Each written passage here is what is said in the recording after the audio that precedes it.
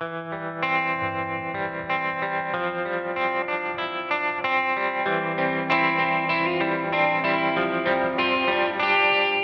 everybody, and welcome to our quarterly Vodcast. And today I've got two fabulous guests who actually volunteered their time to come and have a conversation with us, a very important conversation, holiday season preparation. Leslee, who's a carer of a young woman in recovery, and Laura, who's got her own recovery story to share with us. The fortunate thing we have today is that I've got questions from you, the community, that was emailed through to us, and we will ask those questions, and Leslee and Laura will have conversations and we'll just bounce things off each other, and hopefully you will find this really helpful in your recovery and for carers who are supporting their loved ones through really tricky and challenging holiday season times.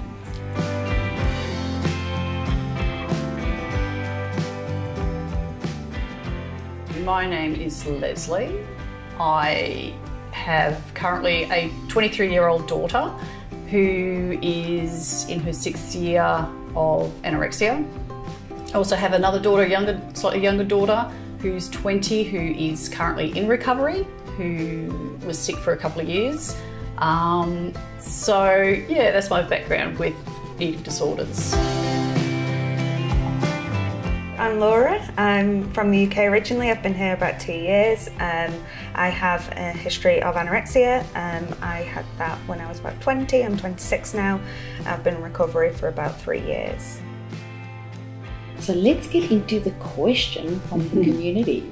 So the first question was, what kind of resources would you like from EDQ to assist you during these holiday times? How do I handle judgment around food and body shaming during holiday lunches and family events? So food and body shaming, and that conversation that happens around a big table laden with beautiful, delicious food. Yeah.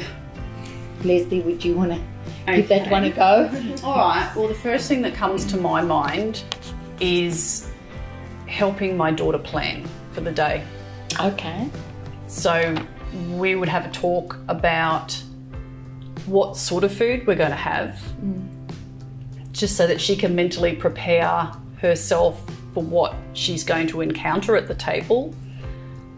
Probably have a little bit of a chat about what I would hope she would eat. But yeah, we would do a lot of troubleshooting beforehand, before anyone arrives.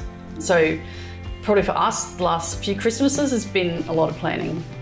I think the difficulty always was for me is that I would be okay if it was a meal, say, cooked by my mum or my family, because I could control an element of what was going into it, and I would be my mum's shadow. I would watch exactly what she was doing. Yes. But the difficulty is when we would go to other people's houses and I wasn't in control of the food, I didn't know what was going to be cooked, and that was when my mind would race so much because I wouldn't be able to know anything that was going to be there.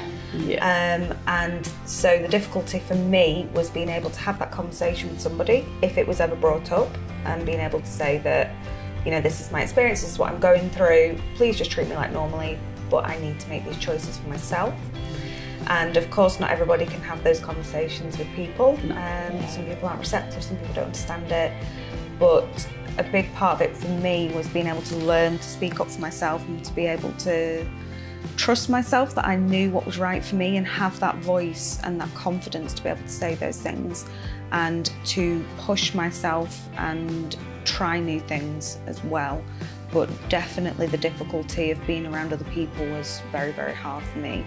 Yes. And I would just keep trying little things and often make sure that there was somebody that was there to support me. So my mum, family, friends. To be sitting next to you for the encouragement as well. Yeah. Somebody as well that would eat normally, for lack of a better term. So often if I'd go and be around people that were quite fussy with food or didn't eat a lot, I would sit there and compare myself to everybody. So especially having someone like my mum who knew how difficult it was for me, just eat normally and continue and carry on chatting, having conversation, trying to distract me as much as possible, that was a really big help as well. Distraction, the power of distraction. So I'm hearing planning and I'm hearing distraction. Absolutely. And I'm hearing a support person who can normalise and sort of just have an adequate meal. Absolutely, and just that little bit of encouragement. Encouragement is amazing, and there's a difference between encouragement and patronising. Sometimes like, well done, like good one. Yeah, but just a little bit of like, I know how hard that was for you. Good on you. Yeah. And if you don't have that encouragement in a person, find it online.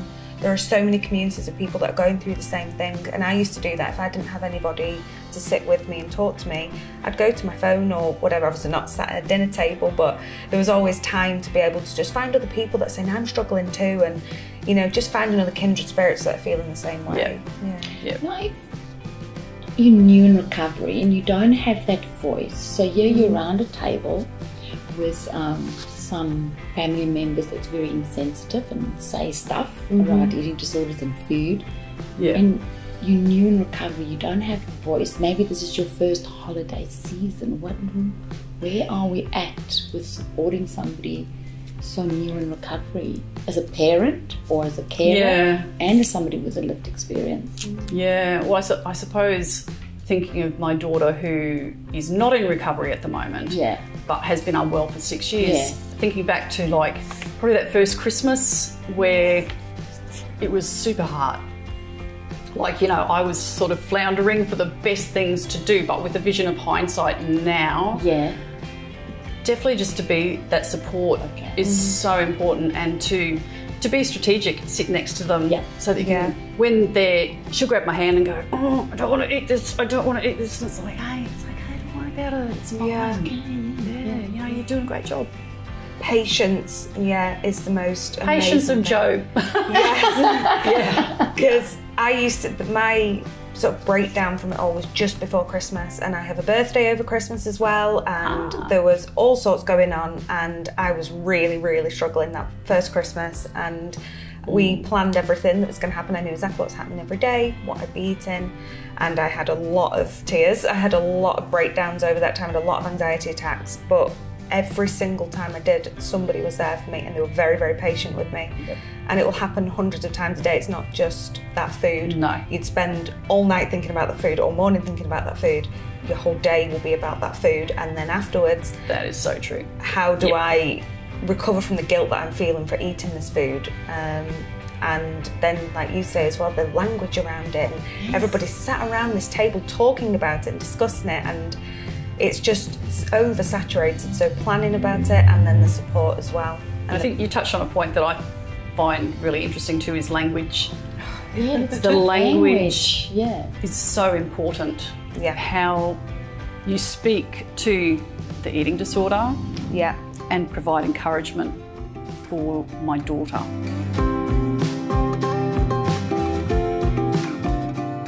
So I was very aware that I had sort of almost two voices in my head. I'd have my voice, the Laura voice, and the eating disorder voice. Yes. And when I was very much in it, the eating disorder voice was 90% of me. It heard everything before Laura got there, and it would take one comment on food or weight, and it would be hyper aware to it. And so the people around me became very attuned to being able to understand, to not talk about weight, not talk about what they were eating, what other people were eating. Anything that's comparative is a huge red flag. So if you can make any kind of comparison to something you're doing or something that somebody else is doing, that eating disorder will pick that up.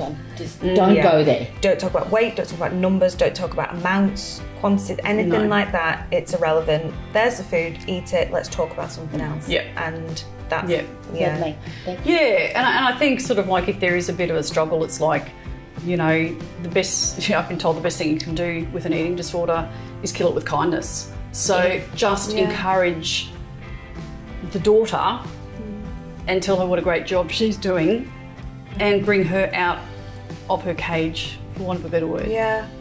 Curiosity is another good one as well for me. So questioning, and there's a difference between obviously interrogation, but so many people made me feel cared about because they'd ask questions and asking the right question. So how does that make you feel? Why do you feel that way about this food? And or what's this feeling you're explaining? Can you try and explain to me what that feeling is?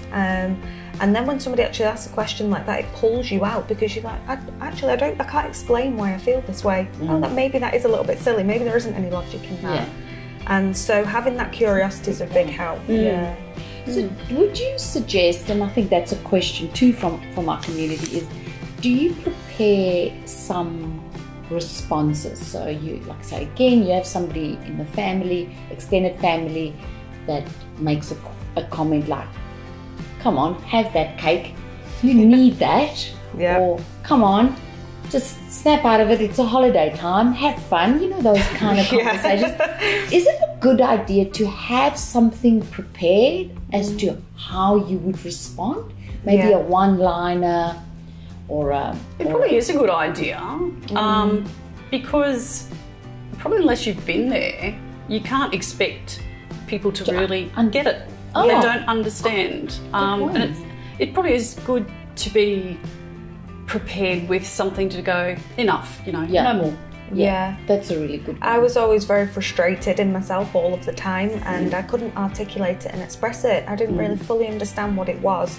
So if somebody asked me a question, I don't know, and I'd feel irritated and panicked. So definitely that preparation beforehand, and there were certainly times that I think I should have prepared a little bit more, and you can almost foresee it as well. You know the family members that are quite short, you know the ones that are just going to say, get it eaten, come on, what are you moaning about, or you could put a few pounds on you, that kind of thing. And it's sort of that you have to sort of calm yourself and bring yourself back and think, it's just words, it doesn't mean anything. They don't understand, it's just purely because they don't understand it. And being aware of, is it worth your time to try and explain it to them? Or is it worth just to go, let it go, let that go. They don't understand, let it go. Now, what is the emotional cost going to be to you to educate somebody else? Am I prepared to take that risk and educate somebody that might not respond? You don't know what everyone in the world's going to say. You know, and sometimes you just have to let it go.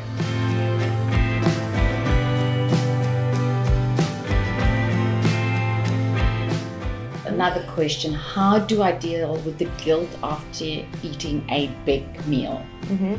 Yeah, that's probably the worst thing out of my whole eating disorder, is the guilt. And I used to describe it as like everything else would go black and white, and the food that was either in front of me or in my stomach would glow red, and it was all I could think about, and people could talk to me, anything else could be going on in the world, and all I could feel was guilt. And it used to cripple me, and there were times when I'd scream into pillows and I'd be crying and have anxiety attacks. But the way I slowly made that less and less and less was to distract myself with as many different things as I could. I had colouring books, and I even had Play-Doh at one stage, and I would talk and go on my phone, and I would read books, and I made a huge list, and lists were very, very helpful to me to describe all of the feelings. So I would also write down every feeling that I was having, and then I could look back at it and go, actually, this doesn't make sense. Why do I feel this way? And I'd question myself all of the time. And then when I didn't want to do something like that, I would just distract myself with anything I could. I'd really try my hardest to watch television, or to engage in a conversation with somebody, or to read a book, or to do something with my hands, something that I could physically look at and use as many of my senses as possible. So I'd even put a podcast in. I would do something with my hands and try and distract as many senses as I could at once. Really good distress tolerance skills. Yes. So bringing into practice the stuff you learn in therapy. Yes. So we're doing the distress tolerance skills. So not just having it in the session, but taking it out into the real world. So I can do this. This is in my tool belt. I can do this. Be practical. Yep. How would you as a carer support a loved one who might feel really guilty after having an adequate meal? I guess, again, it's just the encouragement of going, you know, you ate what I ate, and it's perfectly fine. You know, and just keep talking through, saying it's okay, you know, I've got your back, great job, just lots of encouragement. It's like that kindness, that just heaps of kindness and empathy. And absolutely. So beautiful. These are really great ideas. Interesting one, maintaining early recovery. How do I stick to my meal plan when things around me are less structured? Well, something I do with my daughter is we will decide where we're going. We do have to know where we're going. We go through the menu together, and I go, you could have that, you could have that, this would be a good combination. we pre-plan so she can, in fact we just did this the other night, she went out with some friends and we had a look at the menu so she wasn't going to get super anxious when she's there. Fantastic, yeah. So we worked out what she was going to eat before we left. Yeah. So taking that unknown... Taking the scare factor away. Yes. And the sense of it's not completely unknown when I walk in there. Yes. There was always a conflict with me with that because I always wanted to be able to do what everybody else did, and I wanted to be normal and just go and what do I fancy today, and I wanted that intuitive eating. So there was always that conflict in me of that my head would tell me, look up everything, plan exactly what you're having and know before you walk in and have a backup just in case they don't have that, and I'd talk through the conversation in my head of make sure they do this or they don't do that, and then I'd tell myself, but you need to be normal like everybody else and just go and have fun. And I really do encourage as well that spontaneity and being able to try new things and push your limits, and while you can still stick to the rules that you've been set out and the necessities, it's also worth, it is Christmas, maybe just trying something out of your comfort zone. Something small. Yeah, something small. Knowing that you're in a loving, caring environment. It is Christmas, everybody's happy, everyone's in a good mood. Maybe this once you could just try something new and know that you'll be okay. And not everything's going to fall apart and you can go straight back to your meal plan tomorrow. But that one thing may just actually help you feel really good about yourself.